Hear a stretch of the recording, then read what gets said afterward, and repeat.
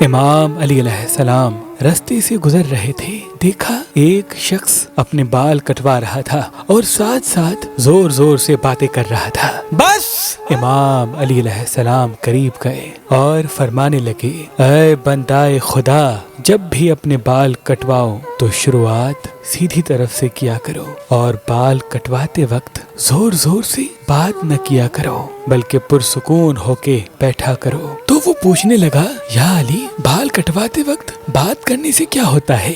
بات جب یہاں تک پہنچی تو امام علی علیہ السلام نے فرمایا، اے شخص، یاد رکھنا، جو انسان بال کٹواتے وقت باتیں کرتا ہے تو یوں اس کا دماغ اور یادداشت کمزور ہوتی جاتی ہے، اور جو انسان بال کٹواتے وقت پرسکون رہ کر اللہ کا شکر کرتا ہے تو یوں اس کا دماغ تیز اور اس کے علم میں اضافہ ہوتا جاتا ہے، اس کے علم میں اضافہ ہوتا جاتا ہے، اور اس کے علم میں اضافہ ہوتا جاتا ہے۔